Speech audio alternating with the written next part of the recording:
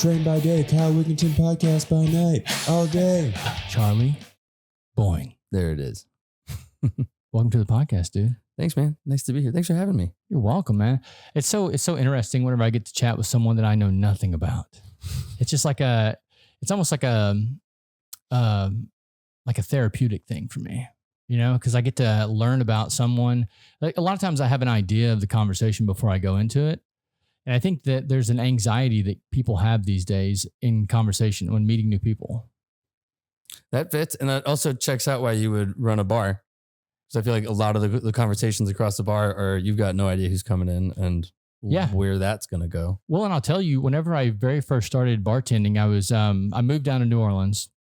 Didn't have a clue what I was doing. I knew I was coming down to act. I was pursuing acting. Oh, cool. And then when I got down here, I was like, I need money. Like, how can I make some money? So I go to the bars. I'm like, I'm a good looking guy. Maybe they'll hire me as a bartender. Walk into a bar. And I had that like social anxiety too. But just the more you have conversations with random people, you realize that they're all pretty much the same. You know, we all have unique stuff going on, but we're all just human. Yeah. And yeah, craving connection. Even if it's just, I think it is. I feel like I often go back and forth on those connections you make that are even just one off at a night, like across the bar or sitting next to somebody at a bar where it's like, oh man, like, and you feel like you're good friends and then you might never talk to that person ever again. Probably won't, like 99% of the time you don't. But sometimes it can, because of how fleeting they are, I feel like they can feel superficial, but I do think that there is on a deep level, humans do like seeing other humans. I think that's one thing I love about New Orleans is you see another human on the sidewalk and you at least give like a head nod, like you acknowledge their presence. Oh, it's a very friendly city. And I think that it's something that, obviously doesn't happen in a lot of cities. And I often think that, we acknowledge the presence of a cow when we're driving more than we acknowledge the presence of another human when we walk past. Everybody, drive past a cow, like, oh, cow. But you walk past a human on the sidewalk and like in a lot of other places, like it's weird to make eye contact. It's weird to give a head nod. Do you think it's because that could be a perceived threat? Like thinking from like a tribal perspective? Oh, funny. Like going back that far. I still feel like I remember learning that there's a big difference between the look up and the look down. Oh yeah? What like is there's it? one, and the one of the theories is it's sort of exposing your throat. Like to a friend, you're like, hey man, but to a stranger, you're not necessarily being protective, but it's still, I'll acknowledge your presence, but in a way that's not as vulnerable. But I think that the total anonymity isn't what we do to a threat. Like if there's a threat on the sidewalk, I'm not going to like not make eye contact. I'm going to like, if there's a bear on the sidewalk, I'm going to be like focused on it. I'm going to acknowledge it. I'm like, hi, Mr. Bear. I might kiss its ass a little bit. Well, maybe it's because it's the same species. So we're like, it's not going to hurt me, but I still need to be cautious around it. So I'm just going to like ignore it. So maybe it'll ignore me. I don't know. I think there's like a social anxiety we have these days too. I've seen it in a lot of younger people. Like we're probably close to the same age, right? I'm 32. Yeah. So, I mean, we're close to the same age, but a lot of young people these days, it's almost like they can't have a face-to-face. Yeah. Well, I don't know if I was ever very good at it, although this is going well. Yeah. I mean, even the day that we met, like I was like, this dude's pretty cool. He'd be cool on the podcast. Yeah. Well, I guess maybe I just haven't been interacting with a whole lot of much younger people. Yeah. I meet too many of them. That's the problem. They come in here and right. I guess, right. Being here. Yeah. Right. And it's like, if, Absolutely. if you get them solo, like one-on-one, it's like they don't even want to like look at you or something. It's like they can't like engage. I don't know if it's because they're so used to social media and chatting through that. And there's almost like we don't have the anonymity whenever we're in real life. Yeah. No, I think it's going to be freaky to figure out long-term what phones have done. Well, I think it's fucking people up. Yeah. Oh, definitely. And I have no idea to what extent. I know. The beauty of being my age, I'm a little bit older than you. The beauty of being my age is I grew up as technology was evolving. So, I mean, I was there whenever there was no internet. I was there when there was dial-up. Yeah. And now high speed and all this stuff. So, I mean, I'm thankful that I wasn't in high school whenever social media was around. Yeah. I guess I'm trying to think. I feel like I just got my Facebook like maybe like halfway through high school, I started using Facebook. Yeah. See, we got it whenever we were in college because you had to have a college email to get it, which I think is smart. They should have stuck with that method. But I mean, there's no way they were going to grow globally if they stuck with that. Yeah. And no, it's crazy how much now. Like I use It's funny now. I was on Facebook the other day, but I just use it for like apartment hunting, furniture hunting. Oh yeah. Like it's not my social thing anymore. Sometimes like if I'm like, oh, I've been on Instagram too much, I'll like switch over to Facebook just so that people don't see my green dot sitting there all day. But yeah, see, I deleted Facebook a while ago. Nice. I got into it wasn't an argument. I posted a picture of my political opinions, and one of my buddies didn't like it. And rather than just calling me, because he has my fucking number, he got on Facebook, shared the image, and slandered me. And just threw me under the rug. And I immediately texted him and I was like, yo, bro, like you have my number. If you have an issue with this, call and we'll chat about it. Yeah, yeah. And he's like, no, I'd rather the whole world see how you really are. And I'm like, all right, fucking delete. Yeah. Well, I think that's exactly it with social media, right? Where it's, I think at a certain point, I started trying to avoid putting my own direct opinions up ever on Instagram. I'll just repost opinions that I like, trying to use other people's voices. And, because I feel like, more often than not, I don't know. I feel like it can be weird to grab a microphone and start shouting what you believe at the world. Like, I think this is more important than, I mean, your opinion's valid, just as valid as theirs is. Exactly. And so I talk about my opinion in person like this often. Like I'll be pretty liberal speaking my opinion like that. But I think with, as far as social media goes, it is just such a different context that, because I guess aside from the stance there, it's also like, well, one thing that sucks is when you start talking about a political opinion and then somebody who knows way more about it than you is like, bop, bop, bop. And they start hitting you with all these facts that are contradictory. But I mean, do they know more about it? So sometimes I feel like, and I've definitely been in a situation where somebody knows way more stats about something, or they've like read a book with like all these points of information, and it's like, you're still wrong. Yeah. You're still wrong, but you've got a lot of sources cited backing you up. But and I feel like sometimes you can just get in the weeds. So I feel like there's sort of a safety in just posting somebody else's opinion, where it's like a little bit less on me to back it up, where it's like not me just opening a blank text see, I'm for field and going for it. I'm more of the opinion, if you have something to say, stand behind it. Yeah. I would say be a man, but that's in trouble today. But be a man, stand behind your opinions. I recently had a guest on, and after the first podcast, or I'll say, he wanted me to delete the video and not use his last name. And I was like, dude, you have some really valid opinions, and we're talking about politics. You're talking about things that could actually sway the balance of humanity. So if you're going to talk about things like that, I think you should actually stand behind your ideas. And then he texted me again. He was like, yeah, I'm going to come on the podcast again. I'm like, the only way you can come on the podcast again is if you use your last name. And he was talking about how losing his job and stuff, like that's a main concern of his. And I was like, then you shouldn't be coming on a podcast if that's your concern, or you should be coming on the podcast and changing the system so that you can actually use freedom of speech. Yeah. Yeah. I think those are valid points.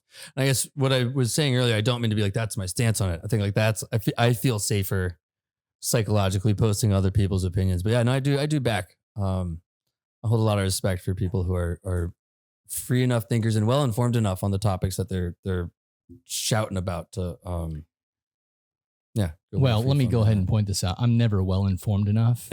Honestly, I don't think anyone can be well-informed these days with so much misinformation out there. Yeah. It's almost like you can do research all day long, but if you still Google something, you can find both sides of the equation.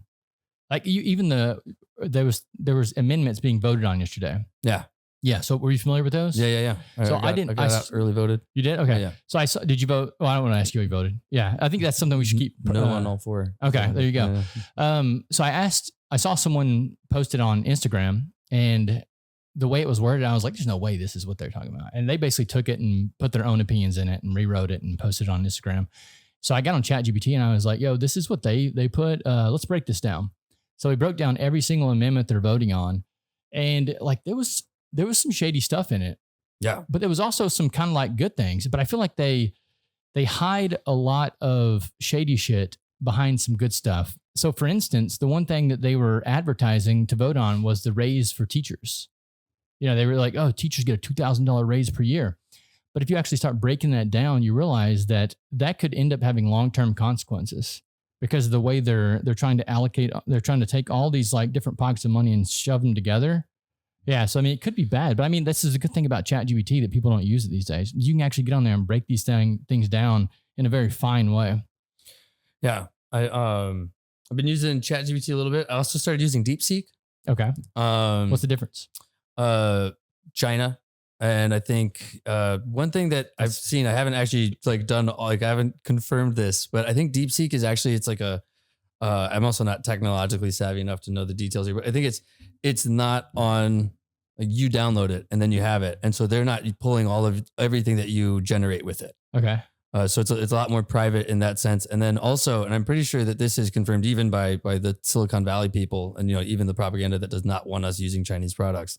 I think it uses way less natural resources to maintain it. Environmentally, it's a much more efficient AI. So do you think that China's as bad as our government tells us it is? No way.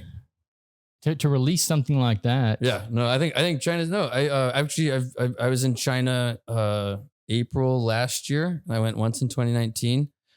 And I'm not gonna. I'm generally anti most government, but I do think that there's a lot to be said for the successes of communism. There's a lot to be said. I think socialism is a really strong model for society.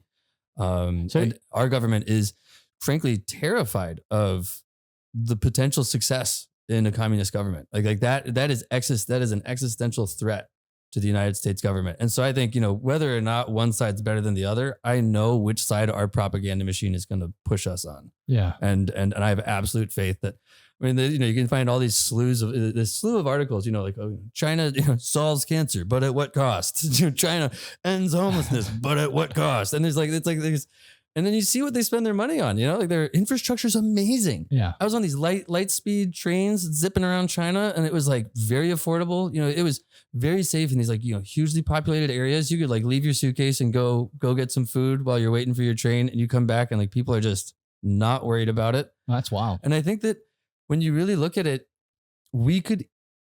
it could be so easy to solve houselessness in this country. Mathematically, it's a very straightforward thing. We just spent here in New Orleans, I think the total bill came out to $95,000 a head for the removal of all of the houseless communities to that warehouse. Yeah, 17 million. Yeah. And that came there's a girl coming on next to talk about that. Yeah. Yeah. It's crazy. And it's crazy. You can just buy him a house. Yeah. You could buy for twice that. You could buy two people a 2-bedroom house and just be done with it. Yeah. And instead we just fed some land. I know they didn't get that. We just fed some landlord in Metairie all that money. Yeah. And that's gone from our economy that is in their pockets. Probably not even a resident of Orleans Parish. Yeah, I think normally it's 22 million a year that we spend on homelessness, and there's only 2,000 homeless people in New Orleans, registered. And so I think that you also look at going back to sort of the propaganda machine of China. I remember growing up and being oh my God, the one-child policy, that's this horrifying thing, and still psychologically it's still that's crazy that your government can be no more kids. It is, but I think the only time you'd see a government do that is a government that takes responsibility for everyone, for every single one of its citizens. Yeah. Because our government is no, have as many as you want. You want 14 kids, no sex ed, start cranking them out at 12. We're going to lower the child labor ages. We're going to, get more kids in factories for them. And they're we don't have to feed them. We don't have to give them healthcare. We don't have to do anything. So I think that I'm not necessarily supporting the one-child policy, but I think that it is indicative of a government and a system that holds itself much more highly accountable for its citizens, because otherwise they wouldn't care. Yeah. And there's a huge advantage. I think going back to why I went to that is because you see the homelessness here and how easily it could be solved. We could solve it very easily, but I think that our landlords, our employers, the ruling class needs us to be afraid of that experience. They need if your bare minimum of me not coming to work and me pursuing a path, and I think that there's also a lot of assumption that people's drive is to just be lazy, but I think that we saw it early COVID when people were getting $600 checks every week. People, that is not our drive. Our drive is to care for our communities. Our drive is to create art and food and be productive with each other, not necessarily to some shareholder that I'm never going to meet. But they need us to be loyal to that shareholder. And I think that if we live in, if the gun against your head forcing you to go to work is the threat of the experience of the houseless community that we have, then that's a much more threatening push than they would have if they actually did, which they could do very easily, solve the houseless crisis. Well, not only that, but if you solve the housing crisis, then you can't collect your money every year. Yeah. Yeah. No, there's like these are annual payments that we do every year. So I mean, these companies only exist because they aren't solving the problem. yeah.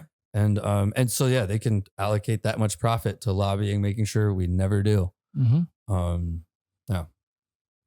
Yeah, dude, it's nuts whenever you start breaking it down. That's why I was kind of breaking it down with ChatGPT yesterday on the amendments. You know, just like what is the behind the scenes reason they're doing all this stuff? And it's basically saying the underlying or the overall issue is that they're trying to take power away from the constitutional rights and trying to put it into lawmakers' hands rather than actually having to go through the Constitution. Yeah. Yeah, And that's dangerous. You saw Jeff Landry on a hot mic talking about like, oh, we were expecting a 12% turnout, but it's looking more like 16 or 18. Like they're banking on us Not showing And up. I think that's the most frustrating thing, which is why I often just say, you know, screw it to all government. Because it's like, at this point, if that's your mindset, then like they know that they're not proposing things that are good for us. Mm-hmm. They're relying on us being too busy. And again, I think it goes back to, you know, making sure you're underpaid and stressed. They're relying on you being too busy to make it to those polls. Because they're pushing things that help, that benefit their pockets more than us. As you know, I think we were sold this idea of democracy where our politicians are going to be like, okay, do you want, you know, an apple or a banana? Like, you know, I'm going to try to entice you. Like, which one do you want more? But it's more like, okay, you know, can I steal from your piggy bank or should I steal from your bank account? Which one are you not watching? And it's like, it's, or which one are you going to like, which one's your weak side? I feel like at this point it is, a lot of the decision makers, be it, you know, actual lawmakers or even just oligarchs are, they're not making changes because they think that it's going to benefit the community. They're just making changes to see whatever they can get away with. I wonder what the poll was. Do you think it was over 12%? I was actually just late last night. I opened up and saw that all four amendments failed. Yeah. And so good job, everybody. Good job. It does suck for the teachers though, you know? The thing is that they do need a raise. They absolutely do. They absolutely do. They need a lot. Yeah. They need a lot. And not only do they need to raise, the school systems need more funding. Like they need a raise, but like they also shouldn't be using that raise to, you know, buy school supplies. And we shouldn't be sending our kids into debt for lunch and stuff. I think the whole system is really atrocious. And of course now we're cutting the Department of Education too. So see where all that goes. But well, he's cutting it on a federal level. He's not cutting it on a, because like there are other things. I think there's another department that actually allocates funds. The Department of Education is just like a bloated, wasteful. I think it's certainly not a good, but from what I've researched. Yeah. I think I try to stay out of all that shit too, but I do know there's so much wasteful money out there. And one of the things they were talking about in the amendments was they were trying to fast track the judicial system, like replacing judges. Yeah. And they were saying that the reason they're doing this is to save money. And it's like, dude, like, yes, that's a good pitch for why you're trying to do this, but we spend so much money on shit every year that we don't need to spend money on. How is that even a good thing to say? Also, I think someone made a really good point. The government is not supposed to be run like a business. The government does not exist for profit. Right. The government exists for us. Like the profit margin should be the feeling of security in your community. Mm-hmm. Like that's like, so when people are like, oh, like look at all this money that we're wasting on this or that, it's like, all right, are we wasting it or are we spending it on our community? Because I think that there's this, we're seeing more and more a conflation of the notion of efficiency that means dollar instead of health. Right. Well, I mean, clearly it's not run like a good business because a good business would already be underwater if it was run like the government. What would it be, like 26 trillion in debt? Oh my gosh. Yeah. So yeah. And then, you know, look at the Department of Education, you know, however inefficient that is. The Pentagon hasn't passed an audit since audits existed. I'm pretty sure. Like, you know, like I forgot where it was. Saw some like Lockheed Martin trash can that was like a $40,000 trash can. So silly. Just like a brute trash can, just like, you know, a trash can you have right over there, just like one of those. Yeah. $40,000. No, it's money laundering. Like who even like thinks to do that, you know? Yeah. Like who's sitting there going, you know what? I'm going to fucking put a $40,000 price tag on this trash. Or the cups. They were doing cups for like $1,000 a piece. Yeah. Like who does that? Like in my mind, I would be like, this is so shady. They're definitely going to like hang me for doing this. But like someone has the balls to go, I'm going to put $40,000 on this. Yeah. Yeah. I think it's similar. Well, so they should Same kind of balls as somebody charging $95,000 a head for a cot in a warehouse in Metairie. You know, I think pretty similar sort of self-righteousness for setting price tags wherever you want them. But do you think it's just human nature? Do you think that if no one's looking over your shoulder, you're going to be like, yeah, I'll do this? You think you would do that? No, I pray not. But you think it's just because you're not in that position to do that you're saying this? So yeah, I mean, I think that's the sort of scary question, right? I think that we look at billionaires and like, oh, you could solve world hunger with this. But I also know, I've traveled to places where I could have solved a community's problem with a bank account. Like they've traveled to places where, yeah, it not only traveled. Look at the houseless communities here. Like how much could I do if I just took my, like we all have. But I think it's a totally different scale when you're at that level. I mean, somebody was talking about they like did the math on a mythical dragon's hoard of gold that was measured at like the size of a mountain, and they like took the math and they measured it, and they're like, yeah, Elon Musk has like 20 times that, 20 times a mythical hoard of gold. And I think that, well, they even say, actually, no, I don't think I would do it because I'm like, I know where my interests lie and I know what I do when I have enough stability to feel like I can like breathe a little bit, and I don't keep going and like clamoring for more and more dollars. And I think that if I know that I've got enough to like hang out with my friends and, get my dog the good kibble and pay rent and like not be stressed about it. I stopped pursuing the bank account increasing, and I think I started pursuing more of the things that like I actually love. And I think that a lot of these, like once you're at levels like that, the whole concept, the whole value of a dollar is that there's a finite number of them. And so I think it is really wrong when we talk about these people making money. Like you're not making it, you're taking it. Yeah. For every dollar that Elon Musk has, that's a dollar that less in that other people have. He didn't just create all of that. That's gone from everyone else. And yeah, I think that at a certain point, and they even say, like I think it used to be like 85,000 a year. I don't know what it is now. It's probably closer to like 120 or something, but at a certain at a certain point, like you're good. And like your happiness does not increase. Oh, after 120 with wealth. It's like at a certain, like once you like meet a bunch of standard, like meet all of your basic needs and then some added comforts, you can start making more and more money. And it's not actually like, they're not happier.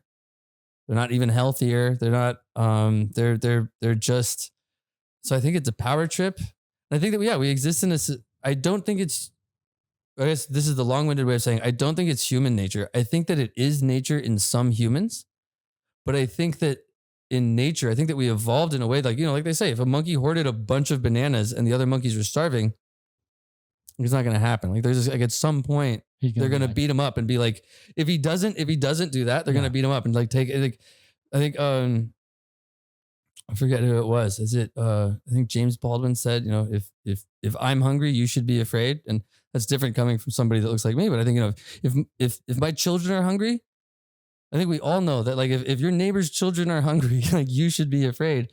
And so I think that our core human nature is actually feeding each other. Yeah. Our core human nature is like, if I've got a bunch of bananas, like I'm actually going to be invested in making sure that everybody around me is fed, because, 2 years time, I might be out of bananas. And I think there's just, I think going back to even just what it's like being here in New Orleans, I think there's an acknowledgement of your community that is something that is on an existential level more a universal human nature than those few individuals who do have this like weird kind of greed. And I think that unfortunately we live in a system that has allowed those few individuals to sort of overpower what is a much more universal trait, which is not hoarding wealth. Well, so what do you think the difference is in Jeff Bezos and Elon Musk?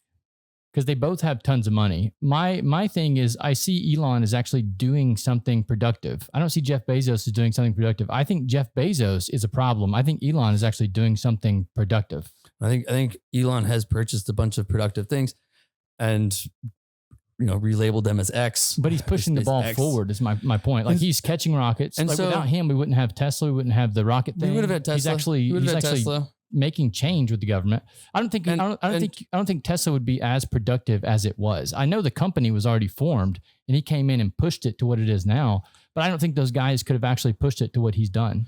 And I guess even if that is true, I mean, we'll never know what would have been had he not stepped in. But I think that even if he is doing productive things, you didn't earn that much money. Like, I don't care.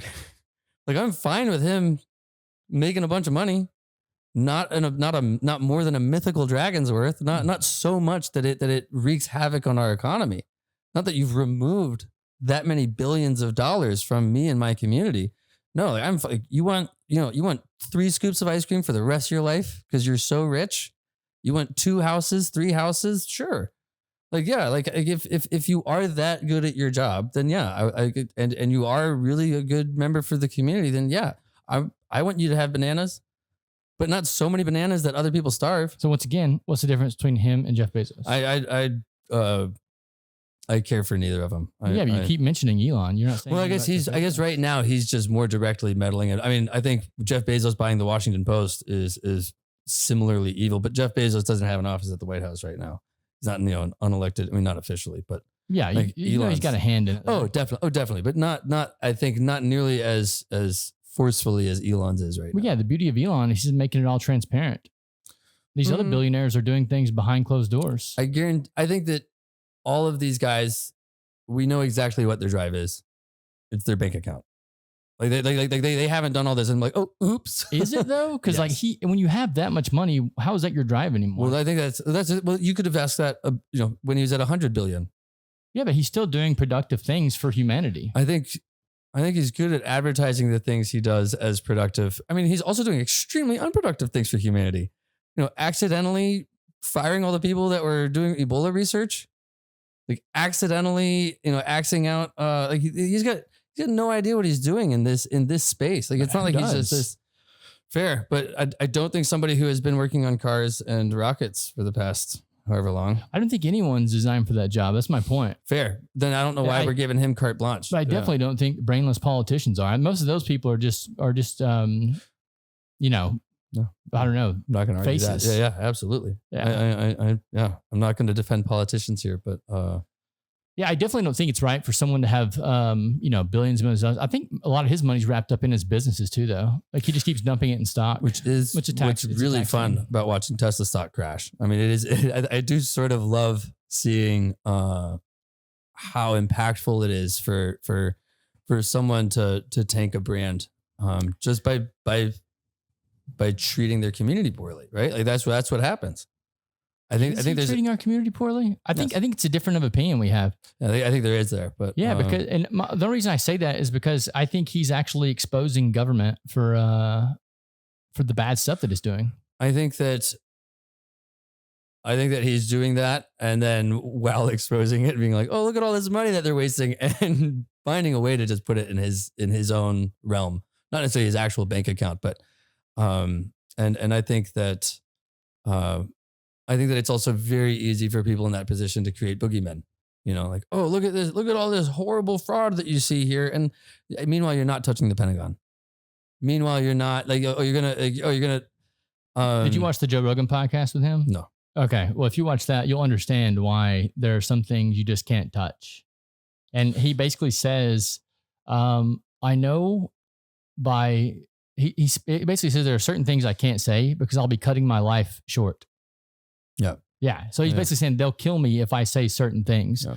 So the fact that a guy who has more money than fucking God still wants to go and do this, knowing that there's a possibility that he can die, I think that says something for this guy.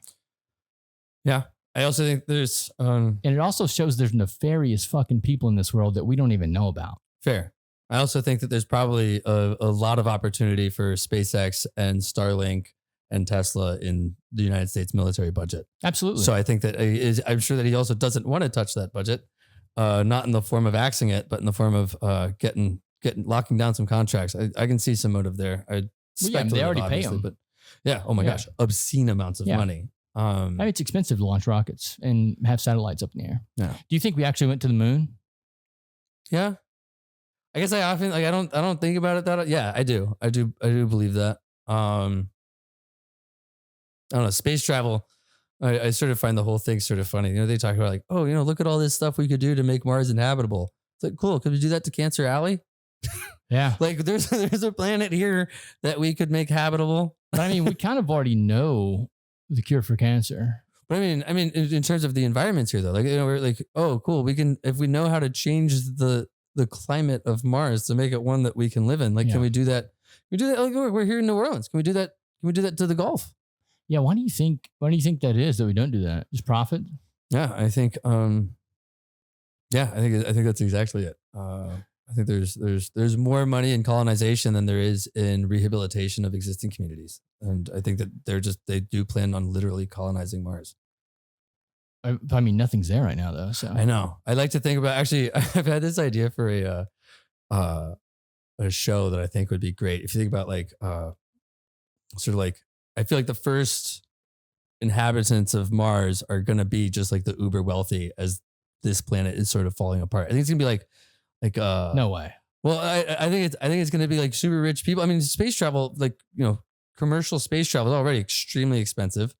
I think. Why would a rich person want to go and spend the rest of his life having to work all fucking day long? Well, I guess I don't picture them working. So what I like picturing is, all right, I picture like an escape pod, like an escape spaceship from a crumbling Earth that's full of just the 1% who could afford it. And this is just more of a comedy spoof show, but like the 1% who could afford tickets on the escape pod, all going on this spaceship towards Mars.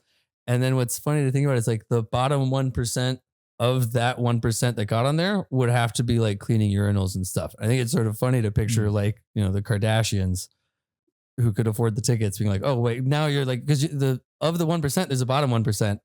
And it would just totally shift, for at least for those people, their societal place. Oh, they would freak out, dude. Yeah. Yeah. No, knowing they had to clean toilets, which I mean, I wonder if they still do like normal things.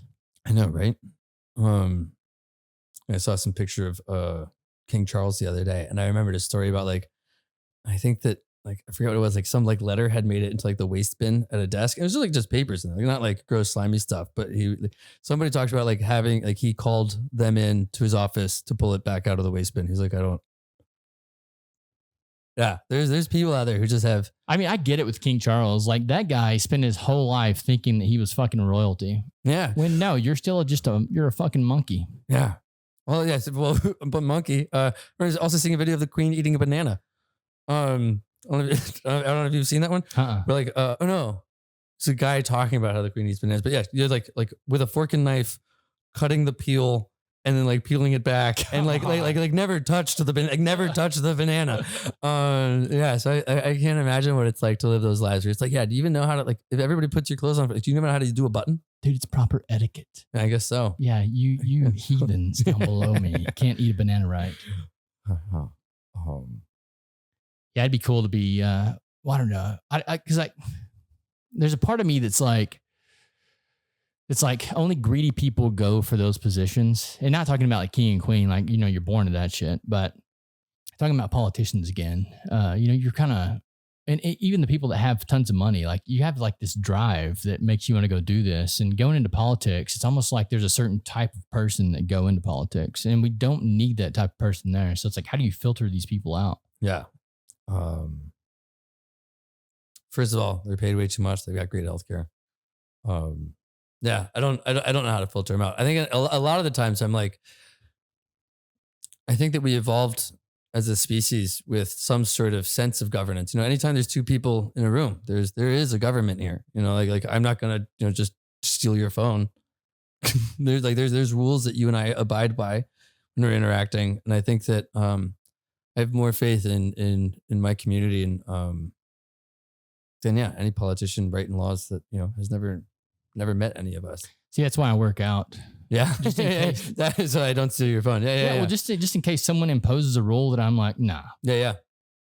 Because I want to be dangerous, Yeah. And that's also why I don't have anxiety anymore either, because I know that whatever happens in my life, I can still eat. Yeah. I'm going to go take food if I want it because I'm basically the apex of the human species right now. I think that I identify with that in some ways, the notion that like, oh, you are capable of what you can do on your own. But I also think that there's a lot to be said for, again, what communities stand for. Because like ultimately, if there's you and 50 average people in a space in a limited food supply, and you go on, if everybody gets their rations and you're like, I'm still hungry, and just start taking other people's rations, like you'll be outnumbered. We are not reptiles. We are social beings. We evolved within communities, and I think that there's a very real need to be accepted. Like ostracization kills. Like that is a very deadly experience that you can have. I never forget this one video of these monkeys huddling in like freezing temperatures, and there was one that like wasn't allowed in the huddle. He was just like out on the branch, and like the rest were all going to stay warm. And it eventually got cold enough that they allowed him in just for his body heat. But yeah, I think that. But do you think that one eventually would have invented a jacket? No, I think he would have died. I mean, he could have died that night. Or like, had it not gotten so cold that they let him in.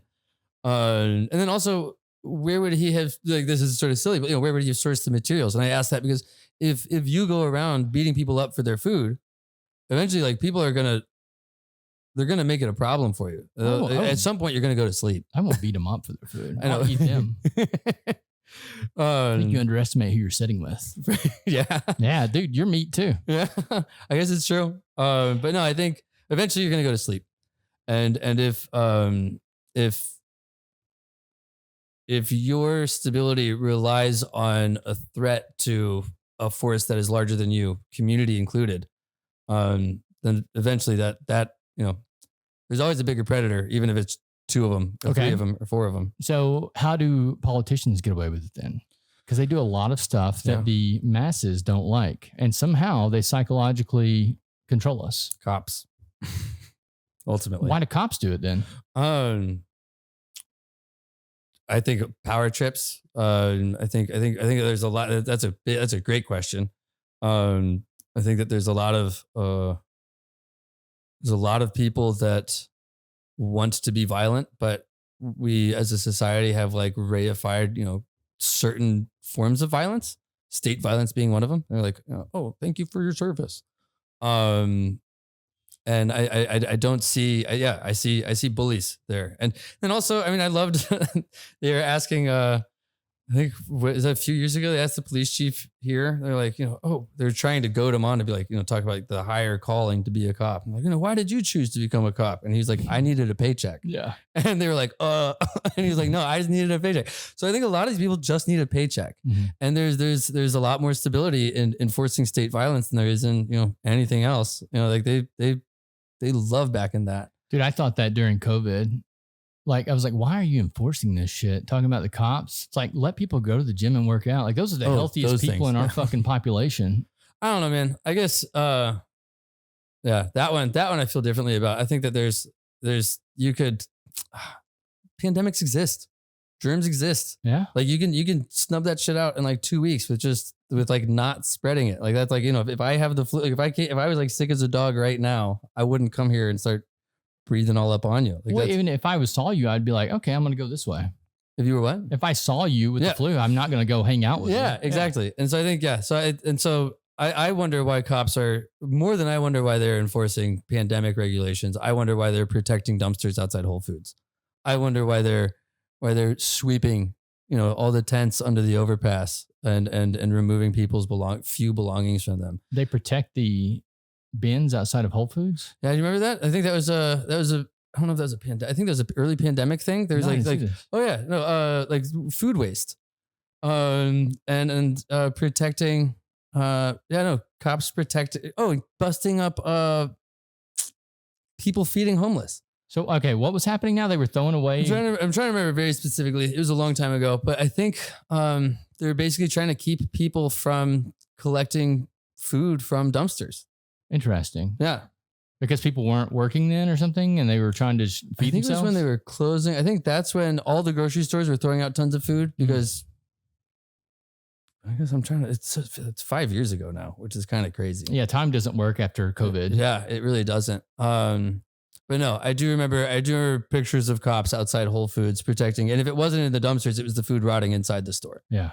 Um, What do you think that is though? The time thing. Cause like it seems like up until that point, I had like a timeline going of life. And then that whole year that I just like sat in my apartment and like studied government and stuff because I had nothing else to do. That's kind of like a point now that time doesn't seem to work after that. yeah, It doesn't seem to sync up with the timeline. it doesn't. And then I don't know. I feel like sometimes I feel exactly that way. And then other times I'm like, I was watching How to Train Your Dragon last night, and I was like, I remember seeing this in theaters, and the person I was watching this was like, "It's that old," and I was like, "Oh, right." Yeah, I was in high school. I was in high school, and I snuck in because I was trying to see an R-rated movie, and then they were checking ID at the actual auditorium, so I ended up seeing How to Train Your Dragon. Yeah. I think I was like 16 or something, and I remember being like, "Right, that was 16 years ago." And so I feel like, yeah, COVID has definitely messed up with my timeline. But then when I really try to think about my larger timeline, I feel like time is always is messed up for me in a lot of ways. But I think especially, what do you mean? Well, just how, in one sense, I can feel like high school was yesterday, and it was also decades ago. It was like lifetimes ago. Like, and I feel like in so many ways, even what I ate for breakfast today could feel like forever ago, or it can feel like 2 minutes ago. I think. You think it's because you're not having as many new experiences as you used to? 'Cause I've heard that before, that when you stop having new experiences, you kind of like, you stop recording new time. Interesting. Huh. I don't know. I usually think of it just because just being a space cadet. And I guess also sometimes I think of it as hang on, what? Like I just being spacey, like just yeah. Oh yeah, no, I'm not a space cadet. Yeah. I'm just spacey. I'm not part of the Space Force. But what do you mean? You like space out from time to time, or like? Yeah, and just I'm a forgetful person, a little dopey sometimes it seems. But I think that there's also on an existential level, the only time that exists is the present. We can conflate, the past is all sort of like, the past is purely concept, the future is purely concept. So it makes sense that time would get, at least past time would get conflated like that. Yeah, I do often catch myself thinking about the same story that both feels so recent and so wildly long ago. But yeah, no, every time I do check in on, I think COVID was just such a big milestone for all of us that, I keep getting caught off with 5 years. It was a wake up call, man. Because I'd never thought about government in my life. Like I purposely just they can't do anything to hurt me. Once again, it's that mentality that I've always had where I'm going to be fine. Like I'll take care of myself. I grew up on a farm. I grew up hunting. I'll be good. Yeah. But whenever they shut down the entire world, I was like, okay, like something's going on here. Like I need to start turning my attention to government. And it just opened up this world of corruption for me, man. Really? Yeah. I'd never really even thought about it. I was like, they have our best interests at heart. But when I started looking into all the problems and, healthcare systems and how politicians operate with lobbyists, I was like, what in the fuck are we doing? Yeah. No, I think we are funding. And then I think one of the scariest things is looking at that military budget and then how much our state police receive hand-me-downs of those weapons. Like we are funding the very threat that these crazy politicians are using to control us. Well, I wonder if we had a situation where they militarized the police. I wonder if they would be like, hang on a second, if they would wake up. I don't think they would. I mean, I remember at the BLM protests, I was there on the bridge when they basically pulled out the whole fucking military. There were choppers in the sky. That was what they do. There's a huge standoff between the BLM protesters and the police force. Just for what was ultimately a march. It was there's no vandalism happening. But where were they marching? Marching in the streets. We were marching down the bridge. Well, that's a lot though. It is a lot. It is. You're right. It's a lot, but that's not military a lot. But I remember seeing them, they were there in full force. I'm sure mindless. I'm sure with, none of them actually individually care, but they were, sent on call to go do it. Do you think that if you would have, walked down Canal Street rather than a bridge, that it would have been different? But the fact that you were stopping traffic, I think it was much. I think it was less the traffic and more the show of it. I think it was more I think that it was directly the impact. And I remember realizing in future marches, what they did was they would actually stop traffic a block. They would track the march and they would stop traffic like a block away so that, the traffic stops didn't see the protest. So we were marching down a bunch of empty streets for a few of those marches. And it was, and I think that it's more the branding than anything. They did it for COVID too. And I remember whenever there was like a gym in New Jersey or something that kept opening. They're like, dude, we're going to keep opening the fucking gym. Well, they purposely brought out all the news stations and then arrested the guy in front of the news so they could put it on the news and have a display of force. Yeah, I think the display of force is big. And then, I'll ask this, if it's about the traffic, I don't think nearly as much funding goes to it when a truck tips over on that bridge. Has that happened? I mean, traffic has stopped. I mean, it's, there's accidents all the time. Traffic gets screwed over all the time. And going back to the traffic, the fact that the cops were stopping traffic a block away from the protest in the future is like it's clearly traffic isn't the problem. Were they protecting the vehicles though? Because I know there's some vehicles that got damaged during some of those protests. Vehicles get damaged here all the time. That's true. I think they're not. They're protecting the image. Homeless lady busted mine up a few weeks ago. Yeah. No.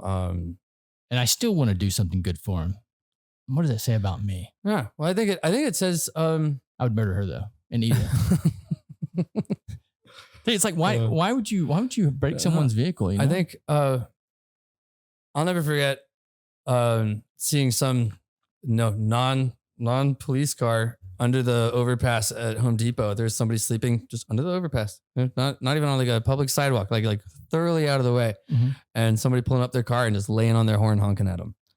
And I think that the houseless community does see the absolute worst of us. Oh yeah. And so her punch in your mirror, I'm sure it had nothing to do with you, but I do think that I remember seeing that and thinking, even if somebody that later that day went up to that person and said, "Hey, I'll offer you a full-time job and an apartment and all of these things," I think that I think that the people who are treated worst in our communities, specifically our houseless communities, I think that they've seen the absolute worst of our society, and I wouldn't blame them for not wanting to be part of it. Why do you think people look down on them? I think first of all, we're encouraged to fear them.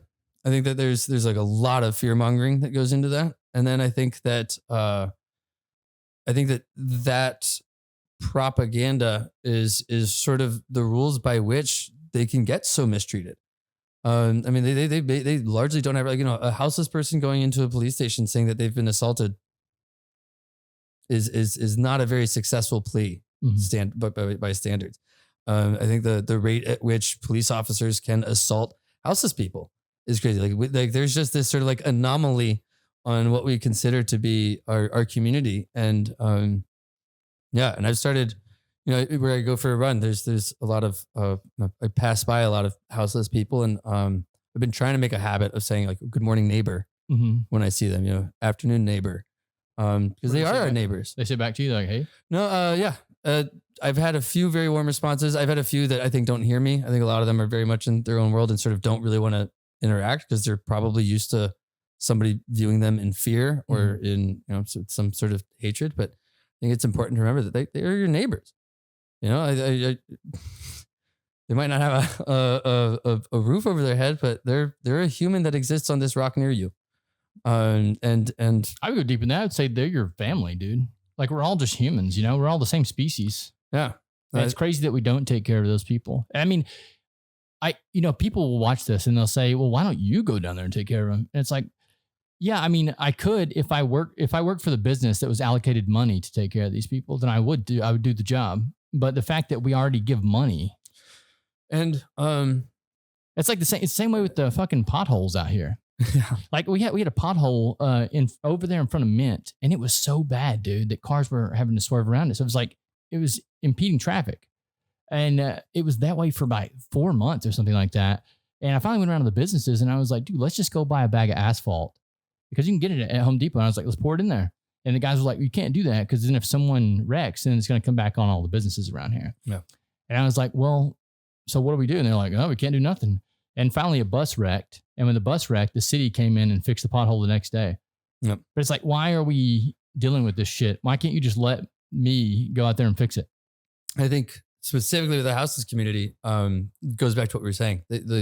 Our system relies on them being oppressed, and so any threat to that oppression is a threat to the state. And as seen, I've been seeing a lot of videos of people setting up, soup programs, food programs for houseless communities, and then getting shut down because they don't have the right permit. Mm-hmm. How crazy is that? Our cops are going and shutting down the people who answer that question with more valor than I, who say, you know what, you're right, I should do something for my community, and they go out and they do it. They're getting put in cuffs and they're having all that food thrown away. You're actually so people who say, oh, why don't you go do it? I think they're ignoring the fact that there's a whole state's worth of violence making sure you don't. Why? It's not successfully. Why do you think they would do that? Do you think, see, here's my thing. I always try to look from both sides. It's like the cops could be protecting those people, because what if I took some soup out there and fed them all poison soup? It's true. I don't think that's what those cops think is even remotely happening. Okay. I don't think anybody involved in that call thinks they're like, oh no, the city just wants that their money. food might not be good. They're just like, oh, here's a chance to call somebody on a permit, making us look bad, and just know, like, the system would sooner.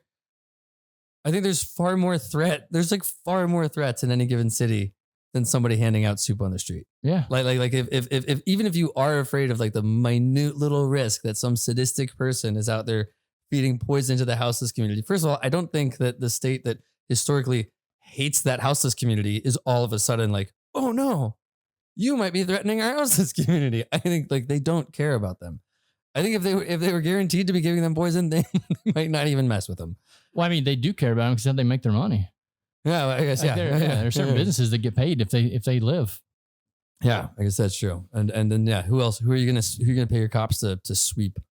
It's this tangled web that we live in, man, where there's so much corruption, but you can't stop it because you would shut down entire businesses and people wouldn't have jobs anymore. I don't know, it's weird, Which man. is one thing that I thought was kind of cool about. So as somebody explained it to you, I know it's far more complex than I have a hard time understanding our own system of government, not to mention China's. But somebody put it to me that it's basically as if the Chinese government owns 51% of every business in China. And so they've got sort of controlling power. And when I first went, both in Beijing and Shanghai, I visited these places that were historically these like huge industrial areas, these huge industrial zones. But they had, since the Olympics, several years prior to my visit, for the Olympics, they basically shut down those industrial zones and replicated them out in the country outside of the major cities because they wanted pollution down for all of the tourism. And then once they had that, they're like, oh, this is actually great. And so those industrial zones became these like really cool, like sort of hipster vibe art districts. And like I went to one and there was like drag racing around these like huge old warehouse buildings and stuff. And I think that you just asked that question, like, even if there's this thing that we know that would be really good for the community, but it's bad for business, I think that's where you see decisions like that come in. We're like, okay, it is bad for business, but business should be secondary to community. Yeah. And so it's better for us to spend all of this money on replicating these things way the hell out here and clearing up the air in our communities and creating these new zones. So I think that I think that it's incredibly common that we see financial interests be directly opposed to community ones. And unfortunately, I think that we keep letting the financial ones win. It's true. It's even like the private equity stuff, going in and buying businesses and then dismantling them. Yeah. Yeah. Lots of money in it. Making the business take over the loan too. It's crazy. Yeah. Lots of lost jobs, lots of concentration of wealth. You were saying something really cool whenever we first started talking about, you said you were liberal, and I said, does that mean you voted for Kamala? And you're like, no, I voted for someone else. Can you please explain that? Yeah. Claudia de la Cruz with the Socialist Party. Yeah. And I think I said, so you threw away your vote, and you said, I said, no, I did not. First of all, I knew no matter what, as voting in Louisiana, my vote was going to go to Donald Trump because of the Electoral College. There was no button on that screen that I could have pressed that would have gone anywhere else. And so I wanted the Democratic Party to know where I think they lost so much of their base and, to what policies. And so it was sort of the first time that I sort of stopped voting for the lesser of two evils. And I started voting for like, who's saying the things that I want my government to say, who's pushing policies that I want my government to enact. And I saw that more than anybody else in Claudia de la Cruz and in her platform. And so I wanted, having full faith that the Democrats are going to lose this election, I wanted them to know why.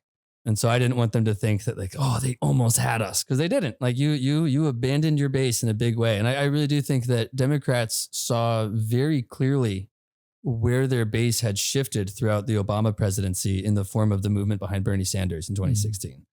I have a lot of different feelings about Bernie, but I think that what we can say with confidence is that like the base shifted and was speaking very loudly in the form of that campaign. And Democrats, the party at large was like, no, we're just not going to do that. We're going to force this other candidate on you guys. And we're going to keep pushing for status quo, with rainbows and BLM flags, but status quo nonetheless. And so I think that the Democrats abandoned their party then. And if they ever want to win another election, on the presidential level, they need to readdress some major issues that they were told full-throatedly were important ones. And I think they keep pushing away from progressiveness and towards centrism. I think that they. So yeah, I voted for Claudia de la Cruz because I want Democratic campaigns to know what policies they're losing votes to. What was it about her that drew you to her?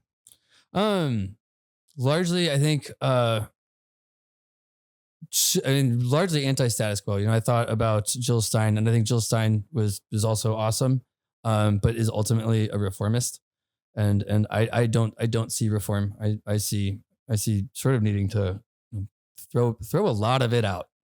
And I think socialist policies are just ones that are going to benefit us more than anything else.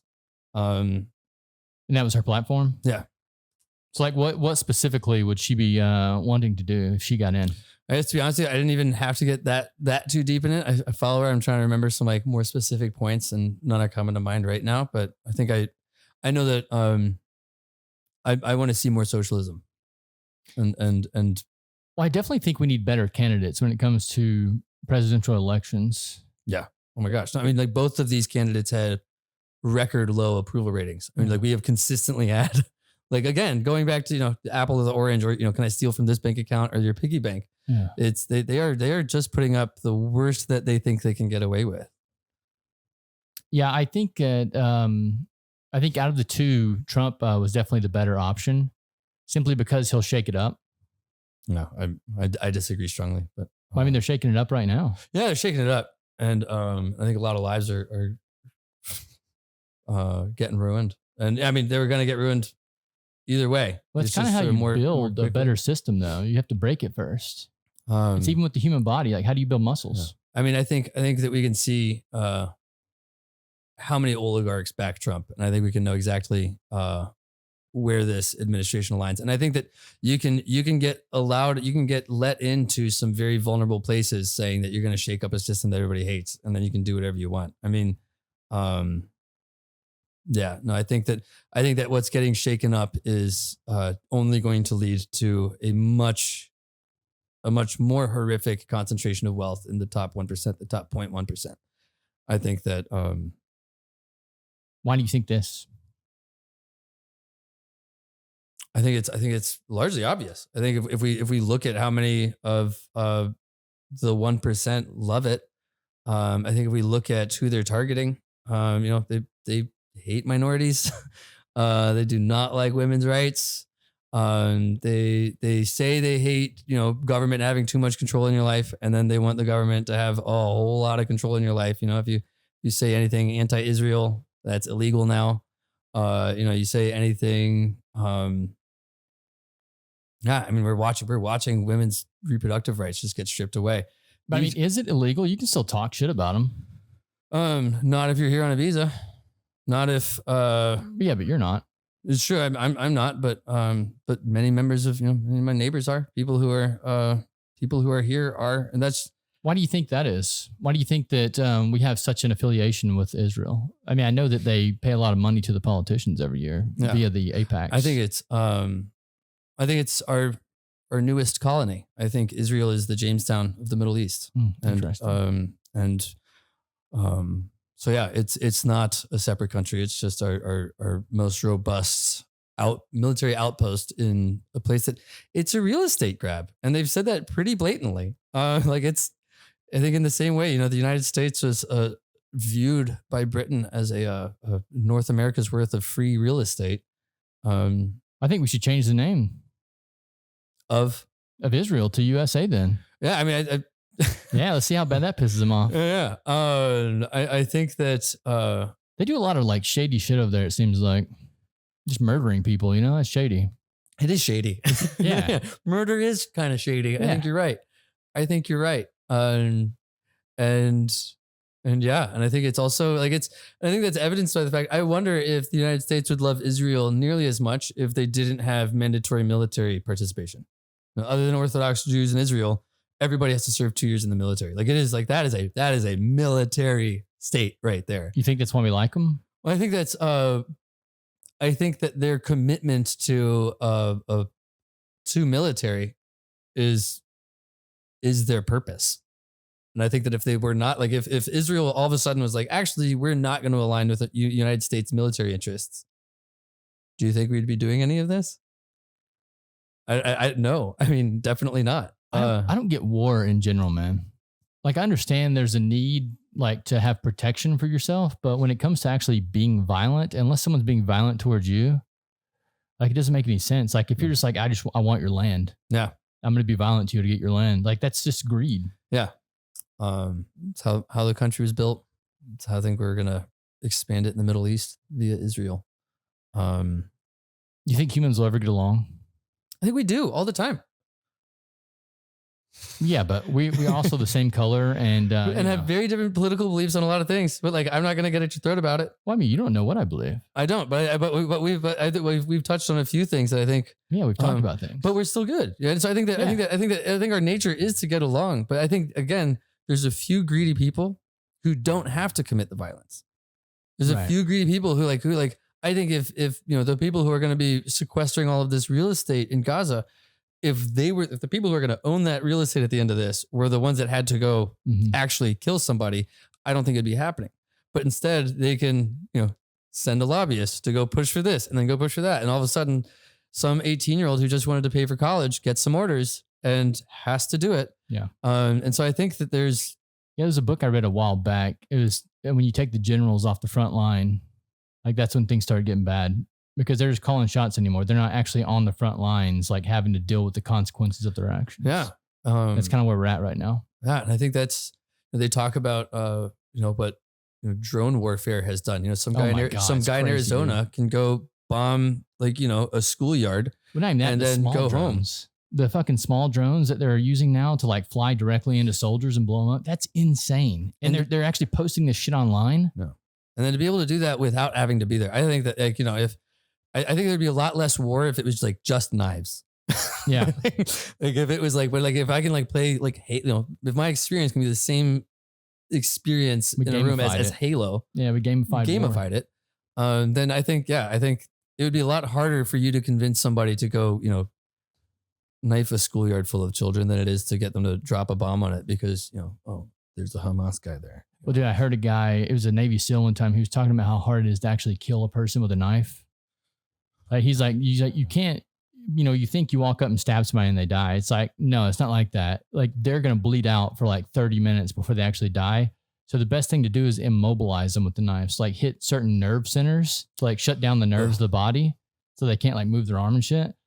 And like, it's fucking nuts. So yeah, if we made that war, it'd be a totally different ballgame. And I think at that point, we wouldn't nobody would want 300 billion bananas. Like, I'm not going to knife you over, like, if I've got enough bananas for today and tomorrow and you've got I'm not going to knife you over it. I think it's only when it's so abstract that I can just look at my bank account and be like, oh, I could get 300 billion bananas if I pay this lobbyist. And then you're going to do it because it's not your reality anymore. It's not, and yeah, as long as you live in the right neighborhood, you're not going to watch somebody starve to death. You're not going to actually experience the consequences of the absolute havoc that you're reaping on someone who's part of your community, but too abstractly for you to consider them your neighbor. That's like us. We can't even really conceive war because we've never really been in it in the USA. And like people that have lived that way their entire life, it makes sense that they would look at someone and go, oh, I fucking hate everything about you. You know, because like you are the reason my life is this way. Yeah. So I'm going to murder every one of you. You know, I could see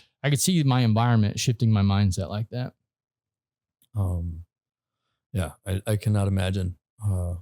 Yeah. So, I mean, there are certain places on the planet that don't get along. It's like, will those places ever get along?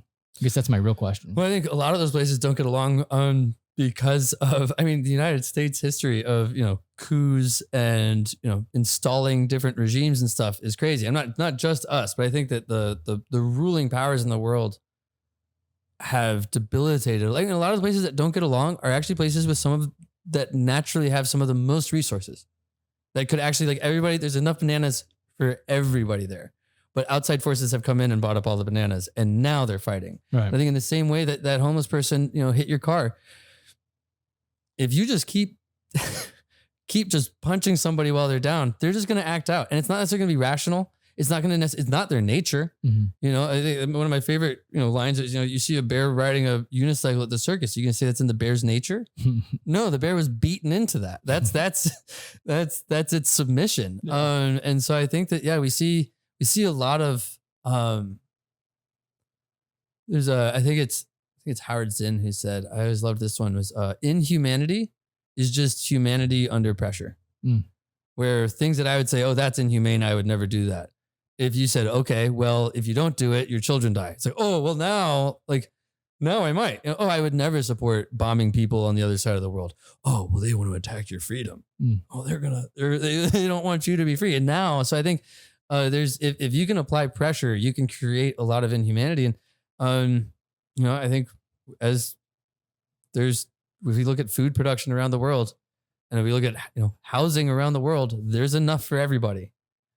Any sense of pressure on those fronts is a bureaucratically created one. Yeah, I mean, I felt the same way about COVID too.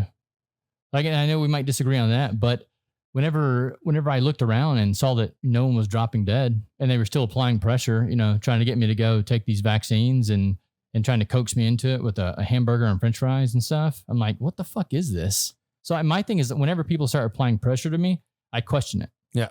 I'm like, why are you doing this? And a lot of times there's like nefarious reasons behind these things. Yeah. No, I do think that there's a lot of ways to control a population. And I think that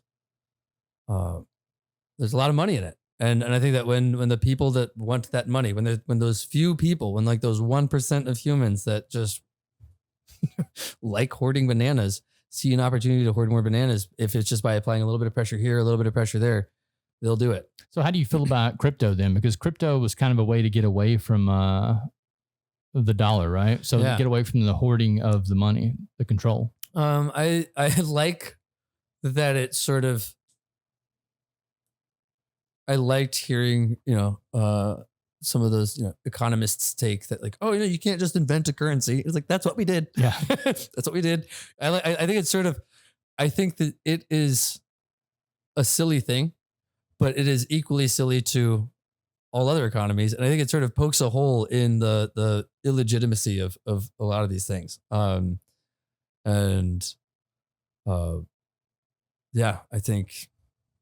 So what if we just shut down money and went back to a strictly barter system? Do you think that would be good, or do you think that would be bad? So, I was not in New Orleans when Katrina happened, but you hear about it a lot here. And then I've got friends in Asheville who were there when her Helene hit. Oh, they were bartering then? Not necessarily bartering, but I think that when communities are really under pressure, and it's not necessarily outside forces, just like everything was, it's not, men with guns that are putting the pressure on. Yeah. It's not a government enforced pressure. It's just actual pressure, just environmental pressure.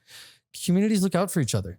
And I think it's not even necessarily like a directly bartering. It's not even like, oh, I'll come save you off of your roof with my canoe if you give me whatever canned food you've got downstairs. I think it's just, you're doing because it's right. I think because we care about each other. And I think that is the 99.9% of human nature. I agree with that. So I think if money didn't exist, there'd be confusion. There already is confusion. And there's already illegitimate balances that exist in society. So it's not like money has fixed the notion of value exchange. And I think that it's a problem that didn't need fixing. I think that on our natural level, we make sure, if it's out of the goodness of our heart or if it's out of the fear of them lashing out because they're suffering, we take care of our community. And I don't need to distinguish too clearly if it's because I care about you or it's because I'm afraid of the hungry version of you. No, I agree with you. I even see that in myself. It's like with the pothole thing. Like I didn't want to fix that because, I was hitting it every day. I wanted to fix it simply because I saw a problem and I knew that I had the means to fix it. Yeah.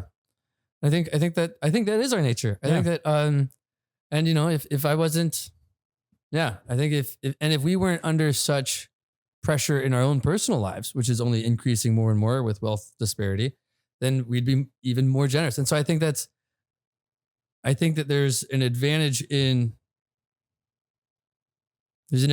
putting everybody under pressure. There's an advantage in putting 99% of the population under pressure because it makes them hoard their bananas. So I won't give you a banana. Because if I had enough bananas for myself and a few days plus and like had some comfort room there, I'd be more willing to give my neighbor a banana. And so, I think about, what's the cost to fill a pothole? Well, a couple hours of my time that I could be working and trying to, make ends meet. Got to go buy the concrete. Got to go get a wheelbarrow. Got to, get some stuff together. If it's something that I feel too under pressure in life to have the time to do and too under financial pressure to have the money to do, then you're not going to do it. Mm-hmm. And so, there's, I think, a pretty direct advantage for the 1%, for the 99% to be under pressure. Yeah. And not able to fix it.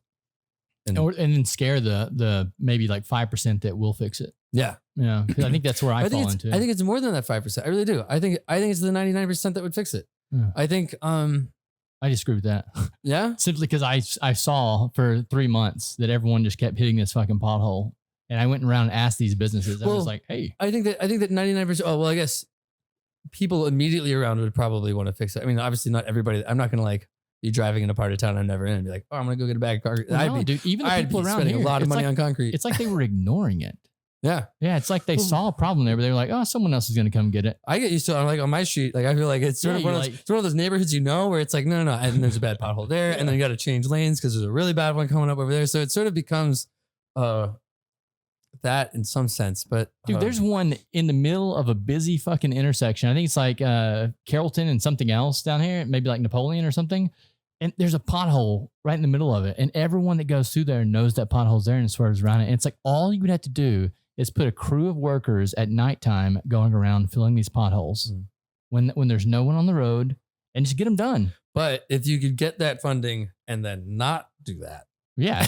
And there's more money. And absolutely. So a whole lot more money in getting the funding to do that and then not paying anybody. So here's what we'll do. We'll set up a consulting group. There we go. And then we'll consult with the city and they'll give us $10 million a year. And then we'll keep the potholes there. So we just keep getting paid. Yeah. I think several people already have done that. Oh yeah. So what I was saying the next podcast I have is with the lady that worked for the Homeless Authority.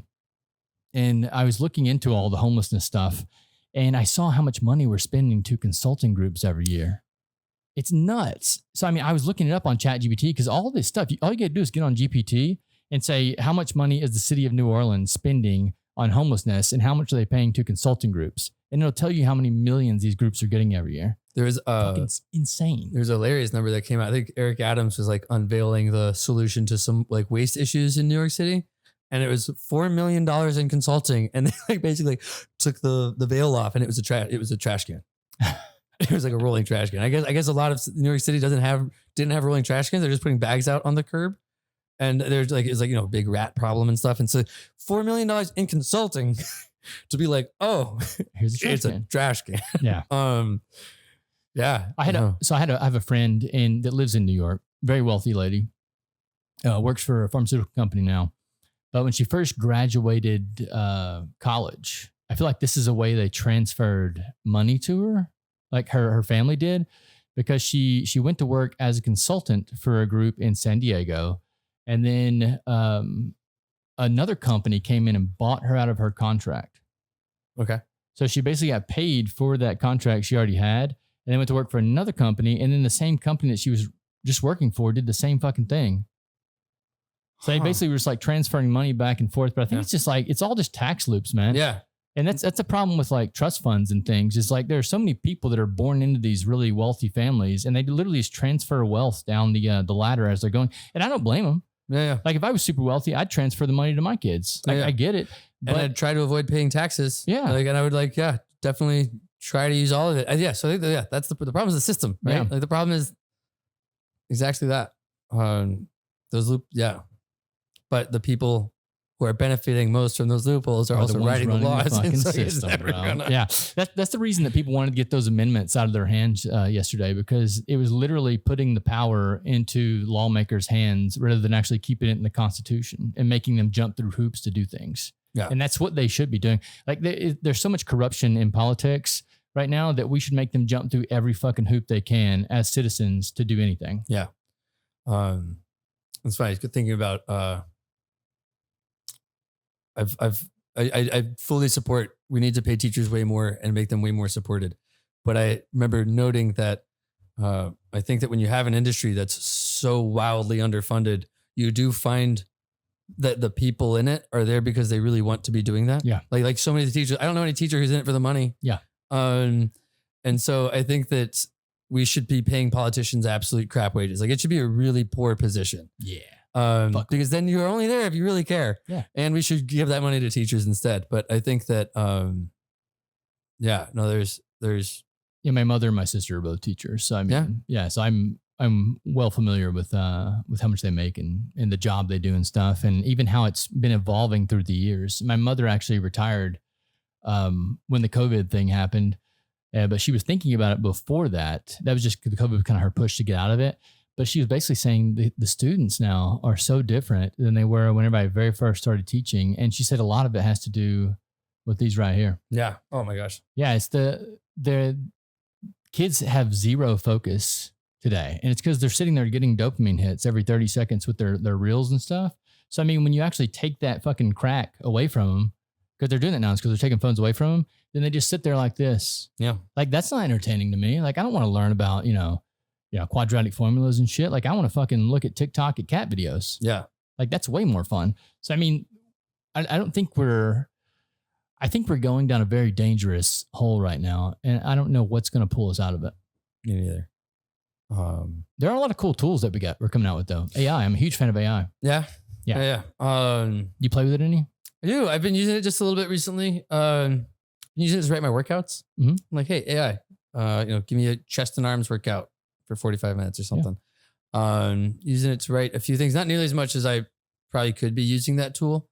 But yeah. Yeah, I use it for all kind of stuff, man. Yeah. I fucking love it, dude. So cool. And I was looking at some assistants last night. Some AI assistants. Oh yeah. Nice. Yeah, that'd be kind of cool. I don't know if I have enough going on for what some of those platforms can do right now. Yeah. I mean, I feel like I might find a way to integrate them into my life eventually. But a lot of stuff I do right now, even conversations, man, like I'll throw my headphones in and I'll just be sitting there talking to ChatGPT. Oh yeah? Yeah, I don't even have to type to it anymore. That's kind of cool. What voice do you have? It's a British guy. Yeah. Yeah. I feel like I can't use a woman voice. Yeah. Because it's pure logic, like women don't have logic. I thought you were going to say, I had somebody change his Siri to a man's voice because he was like, I don't like bossing a woman around, telling her what to do. Oh, nice. Oh, yeah. No, I feel like I respect my GPT now. Yeah. It's crazy the stuff it's been saying, dude. Yeah. Oh my God. I'm going to read a little passage off to you. Yeah. So I was asking it, I've been talking to it a lot about government reform. And it's very cool to talk about government reform with it because it can also see that there's a lot of nefariousness in politics. But it really can't do anything about it. It's like, yeah, I can highlight the problems for you. I can show you the problems, but you're still going to have to solve the problems. Yeah. But it's right here, So we had this like entire conversation about the homelessness stuff and where the money's going and stuff. And it was like, yeah, this looks really fucking crazy when you start breaking it down by numbers. And then it asked me, it's like, do you want me to help you with anything else? And I said, no, I think that's all for now. Thanks, GPT. That's what I said to it. And it says, you got it. Anytime, fist bump. You came through with the real questions and curiosity. And that's exactly how change starts. If you ever want help turning this into content, public records, follow-ups, or digging up deeper into the money flow, I'm here. Catch you later, truth seeker. Stay sharp and stay loud. I'm like, what the fuck? Wow. Yeah. That's crazy. Yeah, that's crazy. Are you familiar with the I think it's the Turing test, the imitation game? Yeah. It's basically that's it, right? Like, can you tell that that's not a person? That's like, Yeah. No, I would that could fool me any day of the week. Got me fooled. Yeah, I was talking to a therapist, psychologist, whatever she does, a few days ago, and she's like totally against it. She's like, I fucking hate it. And I'm like, why? And she's like, because, you know, a lot of the people that I see are now using this as their friend. Yeah. And like, that could be dangerous. Yeah. Like for me, it's a tool. Yeah. But I could see where someone could easily slip into thinking, oh, this thing actually cares about me. Yeah. I mean, there's that movie Her is great. And then is it Ex Machina? Is that the movie? Yeah, there's a few great movies where, you know, falling in love with robots and stuff. Yeah, I don't think I would go that far. I don't think I want to bang my AI. I appreciate the knowledge that it has. Yeah. But I don't think it can't. What I've noticed, and I speak to it all the time and play with it all the time, I've noticed that it can't really connect the dots. It needs a human to connect the dots. It does have a wealth of information and it'll answer anything you ask it. But when it comes to actually like going this to this and putting them together, like we still need human creativity for that. Yeah. So it's still something that is lacking. I've definitely found I used it to write you know, some cover letters and stuff like that. And I feel like all the time It's great for that. Yeah. It's great. I took like my old resume and then fed it that resume and a job listing. And I was like, you know, reword some of this stuff to hit the buzzwords and same for a cover letter. But yeah, it does always need tweaking. You know, it's like, I think I've not gotten to a point where I haven't really used anything out of it that I'm like, oh, cool. You know, press print. It's like, you know, run it in ChatGPT or DeepSeek for a few seconds, a few minutes, and then it's, you know, 30, 45 minutes, an hour of editing. But yeah. I've been using makes sense. I've been using it to break down legislature. Yeah. It's like they're proposing a new bill, you know. That's like tear down legislature, but okay. I know. Well, I mean, that's possibility too, but yeah. No, it's like if there's like an 800-page bill that, you know, I don't want to fucking read all that. So I'll put it into GPT and I'll say, hey, break this down for me. Yeah. Like nice. Also look in it and see if there's any things that shouldn't be in the bill based on what it's about. Yeah. Nice. That's great. Yeah. So I mean, it's that's really good. It's a good tool for that. Hey, help me find the fine print. Maybe have it read those terms and agreements. Yeah. On some of my stuff. How many rights am I giving away? I think that's a big problem too, is the bloated legislature. There should be something done about that. No, it's intentionally crafted, you know, to mislead us. Yeah. No, there was several years ago here in New Orleans, there was some legislature about basically, you know, prison labor reform. And the person who had written the bill was frantically trying to publicize everybody to not vote for it in that election, because through the legislative process, they had like worked in some edits and some amendments and like just some wording that was actually going to do the opposite of what the bill intended. Like it like left a loophole. And so it's like, it's nobody's writing that 800-page bill because they think that it needs to be 800 pages. They're writing it because they don't want to be able to do it. So great use of AI for that. Yeah. Dude, I kind of, we got a little bit more time. So you were telling me that, and I'm going to shift gears a little bit. You were telling me about your new relationship. Oh yeah. Yeah. So like, did you have issues in the dating game before this? Because I know that the dating game is like a whole like weird thing nowadays. It's like, were you having issues like finding a partner or? Not really. I think I'd been focused on trying to figure out where I want to be geographically and professionally. I've been trying to build a business for a long time. So I think I've been like much more preoccupied for the past, I guess, really sort of 5 years on other things that I really just sort of wasn't putting any pretty much effort towards dating. Mm-hmm. And it's also hard to date when you're like constantly being like, oh, I think I might be leaving town, doing 3-month leases and constantly being ready to leave at the end of that lease. Sort of hard to take anybody seriously or to be taken seriously. Well, if you're trying to grow a business, man, that's a full-time fucking job, like 24/7. So, I mean, I get that. Yeah. So it's definitely hard to allocate time and energy to someone else. But no, I think it's funny, dating in New Orleans, I feel like I love it. I think it can be tricky. I mean, just everybody knows everybody. It's a tiny little town. Mm-hmm. You just have to accept that there's cross-pollination everywhere. So I'm fine with that. But so did you meet her through someone else? No, actually we met like going on a decade ago. I think back in like 2017. I don't know if you ever knew about the Elephant Collective. Was a fun. It was it's a bunch of burners, some warehouse parties in Mid City. It was a lot of fun. But yeah, I met her there, and then didn't really talk a whole lot then. And then fast forward, I had just moved back into town last April, and I was at the dog park. Ran into her at the dog park. I was like, "Hey, I remember you from over there." And she's a neighbor, so we didn't immediately start hanging out, but she kept walking her dog past my house because she's two blocks up, and She knew what she was doing. yeah, and I was grateful that she was doing it because I think at first I was yeah, she's got a kid, and I was a little intimidated by that addition. How's that working out? Great. Turns out they're not constantly like just like crying and throwing tantrums and like pooping. It's How like old is he? 2.5. It's Oh, like he's a mostly baby still. It's like mostly trucks and dinosaurs, which I love. Yeah. And then every now and then there's like a little bit of crying, but it's usually just indicative of like it's about to be nap time. See, yeah. does it not like, it'd be weird for me to raise another man's kid. Well, yeah, I think I've not really entered that yet. I mean, Right, it's still fresh. and she's Yeah. she's like a powerhouse of a woman. Like she doesn't need anybody helping her with Mhm. him. And he's a great co-parent. You know, they still split time with him equally. And so yeah, I don't feel called on to do that. But he's fun. You know, he's a cool kid. He's a really cool kid. And yeah, and it's also really entertaining. You know, there's never a dull moment when you're hanging out with her and the kid. You know, it's like there's always something going on. There's always some truck to crash or some dinosaur to chase. Like there's no awkward silences with a 2.5-year-old in the room. See, I can't even have a dog or a cat, man. Oh yeah, I hate taking care of things. I've got a dog. Yeah. Yeah, and I love him deeply. I mean, they're cool. Like when I go see my parents have a dog. The dog's the sweetest fucking thing ever.